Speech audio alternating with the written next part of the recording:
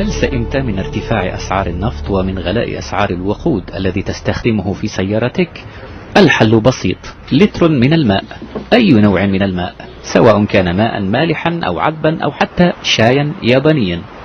شركة جين باكس اليابانية كشفت عن سيارة جديدة وقودها الماء، ما عليك سوى الحفاظ على زجاجة ماء بحوزتك وإضافته من وقت إلى آخر إلى محرك السيارة.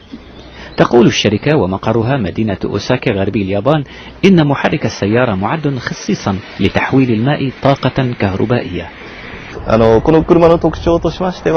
ننصح باستخدام هذا النظام كونه لا يتطلب بنية تحتية لإعادة شحن البطاريات فيه، الأمر الذي تجده عادة في السيارات الكهربائية.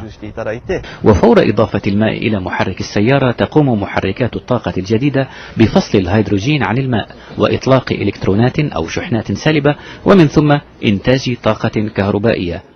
الشركة تقدمت ببراءة اختراع وتأمل في التعاون مع شركات تصنيع السيارات والمحركات في المستقبل القريب، وتسعى الشركات الكبرى إلى استغلال ارتفاع أسعار النفط لتقدم للمستهلك بدائل أفضل تساعده على مواصلة حياته بكلفة أقل.